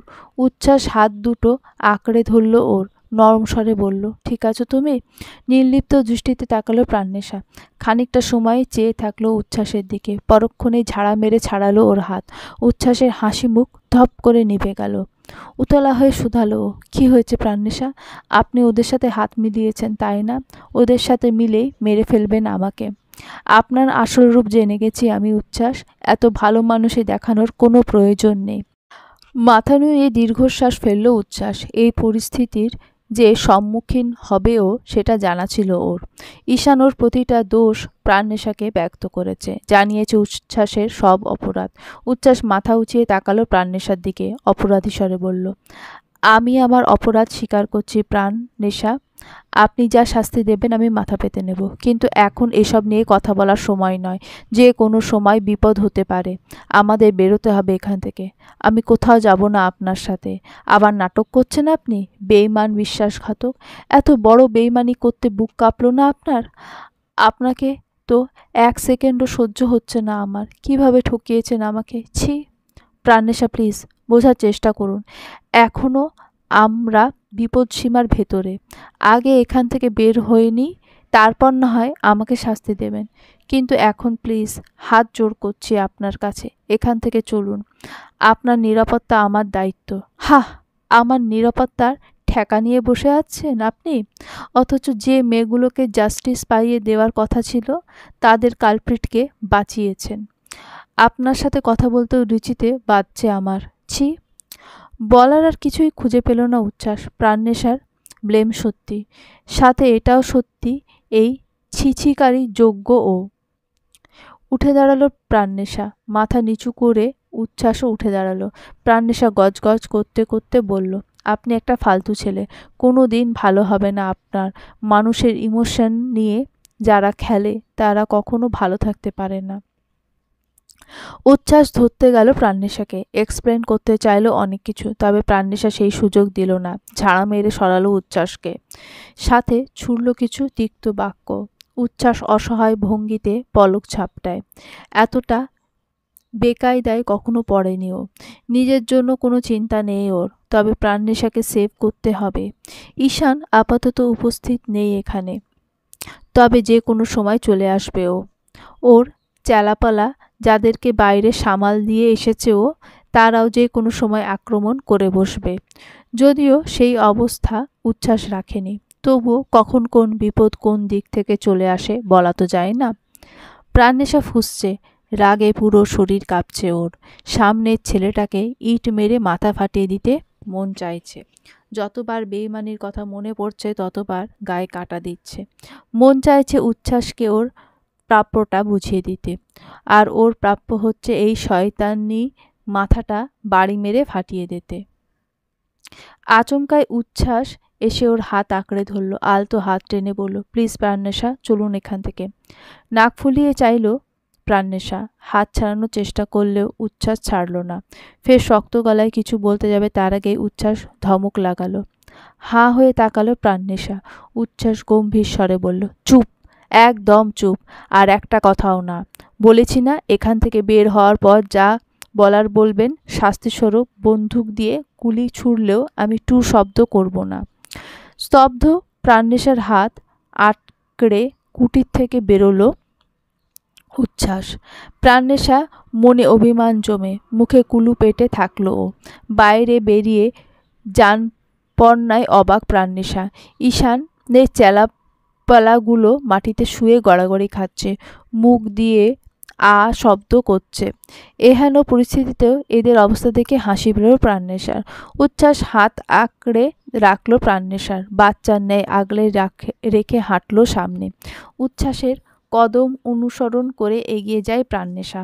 হঠাৎই অদ্ভুত আওয়াজ করে কিছু বাদুড় উড়ে গেল গাছের ওপর দিয়ে। প্রাণনেশা আঁকড়ে ধরল উচ্ছ্বাসের বাহু, ভয়ার্ত দৃষ্টিতে তাকালো আশেপাশে। ঘন গাছপালায় আবৃত ভয়ঙ্কর জঙ্গল। চারপাশে তাকালেই গা শিরশির করে উঠছে প্রাণনেশার, গায়ে কাটা দিচ্ছে মুহূর্তে। প্রাণনেশা ভীত স্বরে ফিসফিসিয়ে বলল, এখান থেকে আমরা আদৌ বের হতে পারবো উচ্ছ্বাস? বেঁচে ফিরবো তো? ফিরবো। আপনি এমনভাবে হাঁটছেন মনে হচ্ছে এই জায়গাটা আপনার অনেক পরিচিত, অনেকবার এসেছেন এখানে। উচ্ছ্বাস উত্তর দেয় না। প্রাণনেশা আর প্রশ্ন করে না, তবে উচ্ছ্বাসকে দেখে অবাক হয়। ছেলেটা গা ছাড়া ভাব, ভয়ের লেশমাত্র নেই মুখে। এমন স্মুথলি হাঁটছে যেন এই জঙ্গলের কোনা কোনা সম্বন্ধে অবগত। প্রাণনেশা পেছনে তাকালো। এখনো বিপদসীমা অতিক্রম করে আসতে পারেনি ওরা। প্রাণনেশা ফের উচ্ছ্বাসের দিকে তাকালো। ওর গা ছাড়া ভাব দেখে মনে সূক্ষ্ম ভয় জাগে। ছেলেটাকে বিশ্বাস করতে চায় না ও, তবুও ছেলেটার হাবভাব দেখে কেমন যেন লাগছে। ঢোক গিলল প্রাণনেশা, মনে মনে দোয়া ইউনিস পড়া শুরু করলো। উচ্ছ্বাস এক পলক ওর দিকে তাকিয়ে হাসলো, ফের সামনে তাকিয়ে বলল, ভয় পাচ্ছেন? পাচ্ছি। এটুকু বিশ্বাস নেই আমার ওপর? যেসব কাহিনী ঘটিয়েছেন তাতে আদৌ কি বিশ্বাসের জায়গাটা শক্ত থাকে? থাকে না বুঝি? না। তাহলে আমাকে ধরে আছেন যে? অবিশ্বাস করলে আমাকে ছেড়ে দৌড়ে পালান প্রাণনেশা। প্রাণনেশা উত্তর দিল না। ছাড়া তো দূর, উল্টে আরো শক্ত করে আঁকড়ে ধরল ওকে। উচ্ছ্বাস মাথা নুইয়ে হাসে। ওর ভীত প্রাণ পাখিটাকে মনের খাঁচায় বন্দি করে রাখতে মন চায়, যাতে কখনো উড়াল দিতে না পারে। প্রাণনেশা ভয়ে আঁটোসাঁটো হয়ে আওড়ালো, আমার না খুব ভয় করছে উচ্ছ্বাস। ভূতের ভয় পাই না আমি, কিন্তু এখন মনে হচ্ছে এমন পরিস্থিতিতে পড়িনি তাই ভয় পাই না। যদি কোনো প্রেতাত্মা আমাদের উপর ভর করে, মেরে ফেলে আমাদেরকে। বহু কষ্টে নিচের হাসি চেপে রাখল উচ্ছ্বাস। এই অবস্থাও প্রাণনেশার হাস্যকর কিছু যুক্তি থামছে না। তবে হাসিটা চেপে গেল ও। মুখটা সিরিয়াস করে সামনে তাকিয়ে বলল, আমি তো শুনেছি এই জঙ্গলে মধ্যরাতে প্রেতাত্মা ঘুরে বেড়ায়। কোনো মেয়ে মানুষ দেখলে হামলে পড়ে তার উপর। ভয় দেখাচ্ছেন তাই না? আমার অসহায়ত্ব মস্করা মনে হচ্ছে আপনার? গজ গজ করে বলল প্রাণনেশা। উচ্ছ্বাস মেকি হেসে বলল, মস্করা না কি? খানিকটা সময়ের মধ্যেই টের পাবেন, দেখবেন। ওই তো, ওই অন্ধকার ঝোপ থেকেই একটা ভূত বেরিয়ে আসবে। বলে আঙুল দিয়ে দেখিয়ে দিল উচ্ছ্বাস। আতঙ্কিত দৃষ্টিতে সামনে তাকালো প্রাণনেশা। উচ্ছ্বাসের কথা সত্যি করে দিয়ে সত্যি ঝোপটা নড়তে শুরু করলো। প্রাণনেশার পা থেমে যায়। উচ্ছ্বাসও হাঁটা থামিয়ে দিল, ভ্রু কুঁচকে তাকালো সামনে। ও তো এই কথাটা প্রাণনেশাকে ভয় দেখাতে বলেছিল। এখন তো সত্যি মনে হচ্ছে ঝোপের আড়াল থেকে কেউ আসছে। প্রাণনেশা ভীত দৃষ্টিতে তাকালো উচ্ছ্বাসের দিকে। হৃৎপিণ্ড ছলাৎ ছলাৎ করে লাফাচ্ছে ওর। উচ্ছ্বাস প্রাণনেশার হাত শক্ত করে ধরল, অভয় দিয়ে বলল, ভয় পাবেন না প্রাণ, আমি নিজে জীবন দিয়ে হলেও রক্ষা করব আপনাকে। মুহূর্তেই দুজনের মুখের ওপর টর্চের তীব্র আলো আছড়ে পড়ল। চোখ খিচে নিল প্রাণ। প্রত্যুষ আর একটা ঘুষি বসালো উচ্ছ্বাসের মুখে। রাগে হিতাহিত জ্ঞান শূন্য হয়ে পড়েছে ও। কি করছে, কেন করছে, আদেও উচ্ছ্বাস কোনো দোষ করেছে কিনা এসব বাদ বিচার করার খেইটুকুও হারিয়ে ফেলেছে। মস্তিষ্ক শুধু প্রাণনেশার বিধ্বস্ত অবস্থা মনে করিয়ে দিচ্ছে। যে মানুষটার গায়েও কোনো দিন একটা ফুলের টোকাও লাগতে দেয়নি, তার শরীরে এত গভীর ক্ষত মানতে পারছে না ও। প্রত্যুষ ক্রোধান্বিত স্বরে চিল্লিয়ে বলল, ইউ ব্লাডি! ছি! ওকে ছুতে বুক কাঁপল না আপনার? কি করে আমার প্রাণকে এতটা কষ্ট দিয়েছেন আপনি? ওর মুখটা দেখে একটু মায়া লাগলো না? উচ্ছ্বাসের ঠোঁট কেটে রক্ত পড়ছে। প্রত্যুষ এখনো কলার ধরে রেখেছে ওর, সাথে একের পর এক প্রহার করছে ওকে।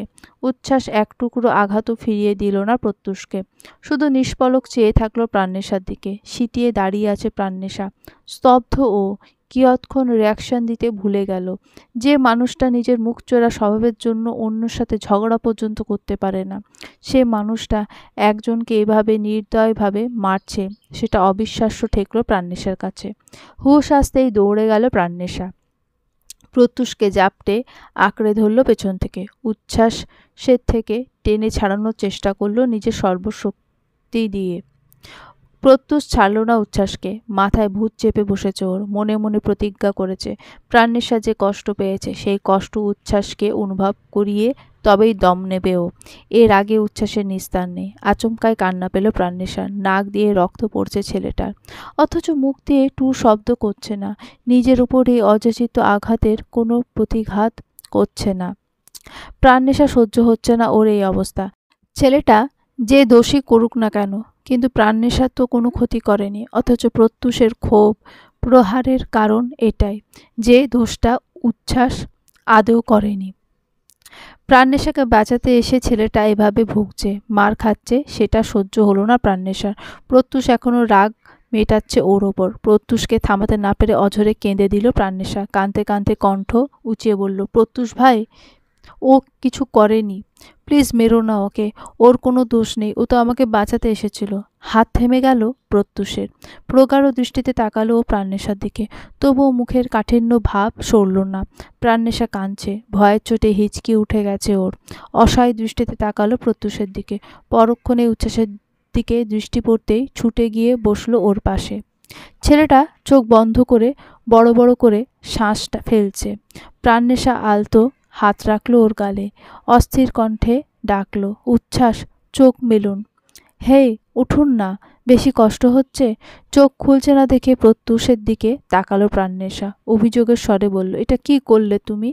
দেখো কতটা কষ্ট পাচ্ছে ও, এভাবে কেউ মারে? প্রত্যুষ দাঁড়িয়ে রইল, কাপা হাতে উচ্ছ্বাসের দিকে তাকিয়ে। চোখে যেন হাজারো প্রশ্ন, কিন্তু মুখে কোনো শব্দ নেই। প্রতিটা শ্বাস প্রশ্বাস ভারী, বুকে জমে থাকা রাগের আঁচ তবুও মনে গভীরে স্পষ্ট। তবুও প্রাণনেশার ফোপানোর কণ্ঠ যেন হৃৎপিণ্ডে কোথাও বেদনাদায়ক এক সুর তুলে দিল। নিস্তব্ধ উচ্ছ্বাসের দিকে তাকিয়ে প্রত্যুষ সে চোখে প্রথমবারের মতো অপরাধ বোধের ছায়া পড়ল। মনের ভেতর তোলপাড় শুরু হলো। সত্যিই তো, কী করেছে সে?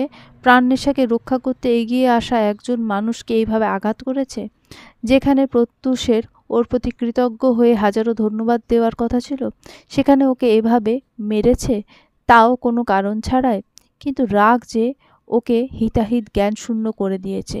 প্রাণনেশাকে এই অবস্থায় দেখে মাথা ঠিক ছিল না ওর। প্রাণনেশার কাপা গলায় চিৎকার আবারও ছুঁয়ে গেল প্রত্যুষকে। উচ্চস্বরে ডাকছে ও উচ্ছ্বাসকে। ধীর পায়ে এগিয়ে গেল ও দুজনের দিকে, হাঁটু মুড়ে বসে উচ্ছ্বাসের দিকে ঝুঁকল। উচ্ছ্বাস। প্রত্যুষ থেমে গিয়ে বলল, আমি ভুল করেছি, আপনার কথা না শুনেই আপনার উপর হাত তুলেছি। উচ্ছ্বাস একটু কেশে উঠে চোখ মেলে তাকালো। দুজন মানুষকে উদ্গ্রীব হয়ে ওর দিকে তাকিয়ে থাকতে দেখে ঠোঁটের কোণে বিষাদের হাসি ছড়ালো। পকেট থেকে রুমাল বের করলো প্রত্যুষ। উচ্ছ্বাসের নাকের রক্ত মুছিয়ে ঠোঁটের ওপর চেপে ধরল। অপরাধবোধে জর্জরিত হয়ে বলল, উচ্ছ্বাস, I am sorry. It's okay প্রত্যুষ, এসব দুধ ভাত আমার জন্য। অনেকবার শত্রু ছোড়া গুলিও খেয়েছি, জীবনটাই এমন, ঘুণে খাওয়া নড়বড়ে, এত সেন্টি খাওয়ার কিছুই নেই। বলে উঠে বসল উচ্ছ্বাস। তার কণ্ঠ এতটাই নিঃশব্দ আর নরম যে প্রত্যুষ আরও লজ্জায় পড়ে গেল। গভীর শ্বাস ছাড়ল প্রত্যুষ, হাত বাড়িয়ে দিল উচ্ছ্বাসের দিকে। উচ্ছ্বাস রাগল না, অবজ্ঞাও করল না, প্রত্যুষের হাত ধরে উঠে দাঁড়ালো। প্রাণনেশা উচ্ছ্বাসের দিকে তাকালো, বাহুতে হাত রেখে মৃদু স্বরে বলল, আপনি ঠিক আছেন তো? আসলে প্রত্যুষ ভাই বুঝতে পারেনি আমি। উচ্ছ্বাস মাঝপথে প্রাণনেশার কথা থামিয়ে দিল, বলল, বুঝলাম, আপনার প্রত্যুষ ভাই আপনাকে নিয়ে একটু বেশিই কনসার্ন। প্রাণনেশা চুপ করে রইল। উচ্ছ্বাসের চোখে অদ্ভুত এক বিরহ। প্রত্যুষ কোনা চোখে পরখ করল ওদেরকে। পরক্ষণেই বিমর্ষ স্বরে আওড়ালো, আপনি আমাকে প্রতিঘাত করেননি, এটা আমাকে বেশি কষ্ট দিয়েছে। আপনি যখন দেখছেন একটা মানুষ আপনাকে অকারণে মারছে, তখন আপনার উচিত ছিল প্রতিরোধ করা, কিন্তু আপনি নির্বিকার ছিলেন, আমাকে রুক্ষ কিছু বলেননি পর্যন্ত। আমি আজ পর্যন্ত কাউকে হার্ট করিনি উচ্ছ্বাস, কারোর সাথে তর্ক করিনি, সেখানে তো আপনার গায়ে হাত তুলেছি। আপনি প্রতিশোধ নিচ্ছেন না, সেটা বেশি খারাপ লাগছে আমার। আপনাকে আঘাত করলে যে সেই আঘাতটা প্রাণনেশার গায়ে গিয়ে লাগতো, কষ্ট পেত ও কাঁদতো। আমি কি করে জেনে বুঝে ওকে কাঁদাতাম, পরোক্ষভাবে ওকে হার্ট করতাম, কিন্তু দেখুন এখনও ও আমার জন্য কাঁদছে। বহু কসরত ফুইয়ে জঙ্গল থেকে বেরিয়ে এলো তিনজনে। রাতের ঘুটঘুটে আঁধারে এত বিশাল জঙ্গল পেরিয়ে আসা চারটিখানি কথা না, তার উপর আবার প্রত্যুষের আনা টর্চটা ব্যাটারি শেষ হয়ে গেছিল। একজন পুলিশ কনস্টেবল থেকে ধার নিয়েছিল ও। প্রাণনেশার হাত শক্ত করে আঁকড়ে রেখেছে প্রত্যুষ, যেন ছেড়ে দিলে আবার হারিয়ে যাবে। উচ্ছ্বাস পিছু পিছু আসছে ওদের, ঠোঁট কামড়ে কষ্ট আটকায় নিজের। প্রাণনেশা ওর এফর্টটা দিল না। ও যে নিজের জীবনের ঝুঁকি নিয়ে মেয়েটাকে বাঁচাতে এসেছে সেটাও খেয়ালে এলো না প্রাণনেশার। অথচ প্রত্যুষ আসতেই প্রাণনেশা ভরসা পেল। কুল হারানো নাবিকের ন্যায় ঝাঁপিয়ে পড়ল ওর বুকে, শত শত অভিযোগ জানালো, নিজের কষ্টের কথা ব্যক্ত করলো। উচ্ছ্বাসের হিংসা হয় না, তবে কষ্ট হয়, প্রচণ্ড কষ্ট হয়। প্রাণনেশার এত ভালোবাসা দেখলে আফসোস জাগে মনে। মেন রোডে এসে দাঁড়ালো তিনজন। প্রত্যুষ আশেপাশে চাইল। প্রহর বা পুলিশ ফোর্স যারা প্রাণনেশাকে খুঁজতে এসেছিল তারা কেউই এখানে নেই। অনেক ইনফরমেশন কালেক্ট করে লোকেশন ট্র্যাক করার পর এই জায়গাটা খোঁজ পেয়েছিল ওরা। পুলিশ ফোর্সের সাথে প্রহর আর প্রত্যুষও ঢুকেছিল জঙ্গলটাতে, তবে প্রত্যুষ আলাদা হয়ে পড়ে ওদের থেকে। নিজের তাগিদেই খুঁজতে থাকে প্রাণনেশাকে। কপালে ভাঁজ পড়ে প্রত্যুষের। ওর ফোনটাও তো প্রহরের কাছে, কি করে জানাবে ওদেরকে যে ও খুঁজে পেয়েছে প্রাণনেশাকে? প্রত্যুষকে চিন্তিত দেখে উচ্ছ্বাস প্রশ্ন করে, এনি প্রবলেম প্রত্যুষ? অ্যাকচুয়ালি আমি আমার বড় ভাইয়ের সাথে যোগাযোগ করতে পারছি না, তাকে জানানো দরকার আমি প্রাণনেশাকে খুঁজে পেয়েছি। আমার ফোনটা তার কাছে, আমার ফোন দিয়ে কল করুন। বলেই উচ্ছ্বাস ওর দিকে ফোন এগিয়ে দিল। প্রত্যুষ ধন্যবাদ জানিয়ে মোবাইল হাতে নেয়। প্রহর নাম্বারে কল দিতেই ও রিসিভ করে। কিছু বলার আগে প্রত্যুষ তড়িঘড়ি করে বলল, আমি প্রাণকে পেয়ে গেছি ভাইয়া, বাড়ি ফিরে যাচ্ছি, ওর ট্রিটমেন্টের দরকার, অনেক ব্যথা পেয়েছে, নয়তো ওয়েট করতাম তোমার জন্য। বলতেই খট করে ফোন কাটল। উচ্ছ্বাসের মোবাইল ফিরিয়ে দিয়ে বলল, আরও একবার সরি উচ্ছ্বাস, আমার সত্যি অনেক খারাপ লাগছে। আরে কিছু হয়নি, মাঝে মাঝে এমন ভুল হয়ে যায়। আমরা যাই তাহলে, থ্যাংক ইউ সো মাচ আমার প্রাণকে বাঁচানোর জন্য। শুকনো হাসলো উচ্ছ্বাস। প্রত্যুষ ফের বলল, বাড়ি চলে যাবেন? যাব তো অবশ্যই, তার আগে প্রাণনেশার সাথে যারা এই কাজটা করেছে তাদের শায়েস্তা করতে হবে তো। আপনারা নিশ্চিন্তে যান, কালপ্রিটরা শাস্তি পাবে, আমি কথা দিচ্ছি। প্রাণনেশা কেমন করে তাকালো ওর দিকে। উচ্ছ্বাস মাথা নোয়ালো। প্রাণনেশার হাত ধরে এগিয়ে গেল প্রত্যুষ। সামনে ওর গাড়ি পার্ক করা। প্রাণনেশার জন্য ডোর খুলে দিল ও। প্রাণনেশা উঠে বসলো, জানলা দিয়ে তাকালো উচ্ছ্বাসের প্রাণে। উচ্ছ্বাস দাঁড়িয়ে আছে, নির্বিশেষে তাকিয়ে আছে প্রাণনেশার দিকে। প্রাণনেশা গলা উঁচিয়ে বলল, মেডিসিন নিয়ে নেবেন উচ্ছ্বাস? মিষ্টি করে হাসলো উচ্ছ্বাস। প্রত্যুষ গাড়ি স্টার্ট দেয়, ছুটিয়ে নিয়ে চলে যায় উচ্ছ্বাসের চোখের সামনে থেকে। চলন্ত গাড়িটির দিকে তাকিয়ে উচ্ছ্বাসের দৃষ্টি ঝাপসা হয়ে আসে। টুপ করে এক ফোঁটা অশ্রু গড়িয়ে কপোল বেয়ে। পিচ ঢালা রাস্তার দিকে তাকিয়ে বিড়বিড় করে বলে, আমার এফোর্টগুলো কেন দেখতে পাও না প্রাণ পাখি? হোয়াই? হয়তো তোমার প্রত্যুষ ভাইয়ার মতো ভালোবাসতে পারবো না, কিন্তু আমার ভালোবাসাটাও কম না। ফোনে তীব্র রিংটোনে ভাবনার সুতো কাটল উচ্ছ্বাসের। হকচকিয়ে দ্রুত হস্তে চোখ মুছল ও। সাফওয়ানের নাম্বার দেখতেই ভ্রু কুঁচকে তাকালো। ফোন রিসিভ করতে সাফওয়ান অস্থির চিত্তে বলল, আমাদের ফোর্স জঙ্গল ঘেরাও করেছে স্যার, ঈশানের চ্যাপলাগুলোকে অ্যারেস্ট করেছি আমরা। পুলিশ টিমও আমাদের সাথেই আছে, বাট ঈশানকে আমরা খুঁজে পাইনি। তাচ্ছিল্য করে হাসল উচ্ছ্বাস, আক্রোশে বলল, কি আর করবে, সৌরভ সর্দারের কাছে গিয়ে লুকিয়েছে। ওই বাপের পেছনে গিয়ে লুকোনো ছাড়া আর কি পারবে। তবে ওর পাপের ঘড়া পূরণ হয়েছে সাফওয়ান। আমার প্রাণ পাখিকে ছুঁয়েছে ও, গায়ে দাগ বসিয়েছে, কাঁদিয়েছে ওকে। এর মাসুল তো ওকে চোকাতেই হবে। আমি ওর না হওয়া প্রেমিক, আমার ভালোবাসাকে কষ্ট দেওয়ার প্রতিশোধ আমি নেবই। সিটের সাথে হেলান দিয়ে বসে আছে প্রাণনেশা, ক্লান্ত ভঙ্গিতে মাথা এলিয়ে রেখেছে সিটে। খানিক বাদে প্রত্যুষ আর চোখে দেখছে ওকে। প্রাণনেশার পাংশুটে মুখ দেখে চিন্তিত কণ্ঠে বলল, বেশি খারাপ লাগছে প্রাণ? কেমন লাগছে বুঝতে পারছি না প্রত্যুষ ভাই। ঢোক গিলল প্রত্যুষ। প্রাণনেশার মাথায় হাত বুলিয়ে দিয়ে বলল, ও সব আর ভাবিস না প্রাণ, যা হওয়ার হয়ে গেছে। তুই না অনেক স্ট্রং, দেখেছিস বড়দের কথা না শুনলে কি হয়। এই জন্য রাত বিরেতে বেরোতে নিষেধ করি তোকে। তুই শুনিস না আমার কথা। বিপদ সব সময় বলে কয়ে আসে না, যখন আসে তখন আমাদের কাছ থেকে সব কিছু কেড়ে নেয়। তাই একটু তো সাবধানতা অবলম্বন করতে হয়। অমনি শুরু হয়ে গেছে তোমার ঠেসমারা কথা, তাই না? কিচ্ছু হয়নি আমার, বুঝেছ? ব্যাস ওই শয়তানগুলো বেঁধে রেখেছিল আমাকে। ধস্তাধস্তিতে হাতের এই দাগগুলো পড়েছে, নয়তো উচ্ছ্বাস হিরোর মতো এন্ট্রি মেরে বাঁচিয়ে নিয়েছে আমাকে। পুলকিত হয়ে বলল প্রাণনেশা, চোখে মুখে দেখা দিল খুশির ঝলক। এখন যে অ্যাটিটিউড দেখাচ্ছে প্রাণনেশা, ওই অবস্থায় সেই অ্যাটিটিউড পালিয়েছিল জানলা দিয়ে। চোখের পানি নাকের পানি একসাথে করে কেঁদেছিল প্রাণনেশা। ভয়ে রীতিমতো কাঁপছিল এই আতঙ্কে। যদি ওরা ইজ্জতে হাত দিত, প্রাণনেশা কী করে মুখ দেখাতো প্রত্যুষকে। প্রত্যুষের চোখ মুখ শক্ত হলো নিমেষেই। নরম দৃষ্টিতে ক্রুদ্ধতা এসে ভর করল। তৎক্ষণাৎ প্রাণনেশার মাথায় গাঁটটা মারল ও, ফুঁসতে ফুঁসতে বলল, যা না তো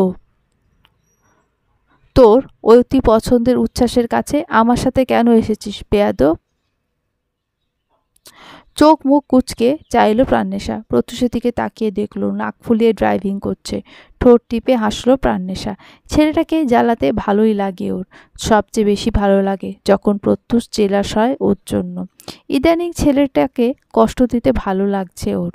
মনে হচ্ছে প্রতিশোধ যেন পূর্ণ হচ্ছে। ও ক্ষমা করে দিয়েছে প্রত্যুষকে। মানুষটার উপর যে অভিযোগ রাখতে পারে না ও বেশিক্ষণ।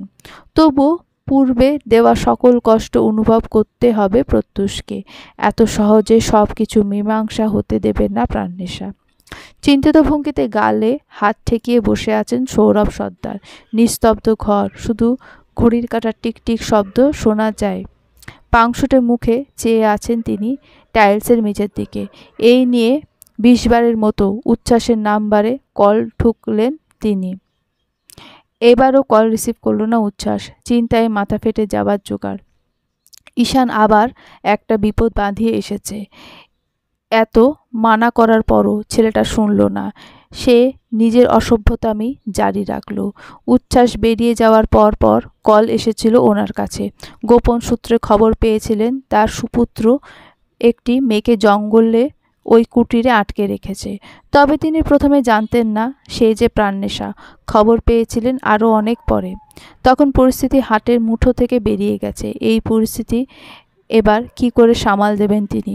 ঈশান তো ঘাপটি মেরে বসে আছে কক্ষে। সব জ্বালা হয়েছে ওনার। যদি ঈশান বাড়ি ফেরার পর অনেক ঝেড়েছিলেন তিনি, তবে তাতে কী বা যায় আসে? ও যা ঘটানোর তা তো ঘটিয়েই ফেলেছে। এবার শুধু তার প্রতিক্রিয়া পাওয়ার বাকি। ধূপধাপ পায়ের আওয়াজে পেতেই সোজা হয়ে বসলেন তিনি। আকস্মিক ভয়ে বুক কাঁপল ওনার। ছেলেটার জন্য চিন্তা করতে করতে কোনোদিন যে পাগল হয়ে যাবেন তিনি নিজেও জানে না। দ্রুত পায়ে কক্ষ ছেড়ে বেরোলেন তিনি। দেখলেন ঈশান পায়চারি করছে বারান্দায়। অস্থির চিত্তে ফোন দিচ্ছে কাউকে। সৌরভ সর্দার কপালে ভাঁজ ফেললেন, এগিয়ে গেলেন ওর কাছে। ঈশান, গম্ভীর স্বরে ডেকে উঠলেন তিনি। ঈশান থামল। এক মুহূর্ত বাবার চোখে চোখ রাখল, তারপর মাথা নিচু করে বলল, আমার ভুল হয়ে গেছে ড্যাড, প্লিজ এবারের মতো বাঁচিয়ে নাও। কি হয়েছে? তপ্ত স্বরে বললেন তিনি। ঈশান নত মস্তিষ্কে বলল, প্রাণনেশার অপহরণের সাথে যারা যারা জড়িত ছিল তারা সবাই ধরা পড়ে গেছে। সিআইডি টিম এখন আমাকে খুঁজছে। সৌরভ সর্দার আগুন চোখে তাকালেন ছেলের দিকে, ক্রোধান্বিত স্বরে চিল্লিয়ে বললেন, তোমাকে বলেছিলাম না শুধরে যাও? কয়টা মেয়ের জীবন নষ্ট করেছ, হিসাব আছে তোমার? তবুও তুমি তোমার কার্যকলাপ থেকে পিছু হটনি। কার ওপর থাবা বসিয়েছ জানো তুমি? কাহিনী কতদূর গড়াবে ভাবতেই বুক কাঁপছে আমার। তোমার ছেলে কিছু করতে পারছে না, তোমার প্রতিদান এইভাবে দিচ্ছে ও? সৌরভ সর্দারের মন চাইল ঠাস করে গালে একটা চড় বসিয়ে দিতে, তবু নিজেকে সংবরণ করলেন তিনি। চিবিয়ে চিবিয়ে বললেন, আর কত প্রতিদান দেবে ও? অন্য সময় তো ওকে অপমান করতে ছাড়ো না, এখন কেন প্রয়োজন হচ্ছে ওকে? মানুষের একটা ধৈর্য আছে, সেই ধৈর্যের বাঁধও একসময় ভেঙে যায়। তোমার জন্য কতবার ও নিজের প্রফেশনের সাথে বেইমানি করেছে, হিসেব আছে তোমার? শুধু আমার ইমোশনাল ব্ল্যাকমেলে পিছু হটেছ। এ আমি কিছুতেই করতে পারবো না ঈশান। তোমাকে এতবার বলার পরও নিজের এইসব ঘৃণিত কাজ থেকে সরে আসনি তুমি। সব লিমিট ক্রস করে দিয়েছ তুমি, ভুগবে এবার। ঈশান কিছু বলতে যাবে তার আগেই টুং করে বেল বেজে উঠল। চমকে তাকালো ঈশান, ভয়ে বুক কাঁপল ওর। সৌরভ সর্দার কপালে ভাঁজ ফেলে বললেন, এ সময়ে কে এলো? দরজা খুলবে না বাবা, আমাকে ধরে নিয়ে যাবে ওরা। উফ, ফালতু কথা বলো না তো, হয়তো উচ্ছ্বাস এসেছে, দেখতে দাও না ড্যাড প্লিজ, আমি ওই অন্ধকার জেলে থাকতে পারবো না। ঈশানের নিঃশ্বাস ধাক্কা উপেক্ষা করেই দরজা খুলে দিলেন তিনি। দরজা খুলতেই উচ্ছ্বাসের হাসি মুখ নজরে আসে ওনার। ঠোঁট বিস্তৃত করে হাসলেন তিনি। কিছু বলতে যাবেন তার আগে উচ্ছ্বাস বলে উঠল, এটা কি ঈশান সর্দারের বাড়ি? বিভ্রান্ত দৃষ্টিতে তাকালেন সৌরভ সর্দার। উচ্ছ্বাসের পেছনে তাকিয়ে দেখলেন ফর্মাল ড্রেস আপে দাঁড়িয়ে আছে কয়েকজন। উচ্ছ্বাস মুখের হাসি টেনেই বলল, স্যার আমি কিছু জিজ্ঞেস করছি। জি, বিহল কণ্ঠে আওড়ালেন তিনি। ঈশান আপনার ছেলে? সৌরভ সর্দার অবুঝের ন্যায় তাকালেন উচ্ছ্বাসের দিকে। উচ্ছ্বাস প্রখর স্বরে বলল, আপনার ছেলের নামে নারী নির্যাতন এবং অপহরণের মামলা আছে। আপনি সরে দাঁড়ান স্যার, আমরা আপনার বাড়ি সার্চ করব। সৌরভ সর্দারের পাশ কাটিয়ে দলবল নিয়ে ভেতরে ঢুকল উচ্ছ্বাস। ঈশান সিটিয়ে দাঁড়িয়েছিল ড্রয়িংয়ে। এতক্ষণ বাইরের কথোপকথন শুনছিল, তবুও মনে সূক্ষ্ম আশা ছিল সৌরভ সর্দার হয়তো এবারও তার ক্ষমতা প্রয়োগ দেখিয়ে বাঁচিয়ে নেবে ঈশানকে। তাই যত্রতত্র সরে যায়নি সেখান থেকে। উচ্ছ্বাস সহ বাকি কয়েকজন ওর সামনে গিয়ে দাঁড়ালো। উচ্ছ্বাস গম্ভীর স্বরে বলল, you are under arrest mister Ishan. চলবে।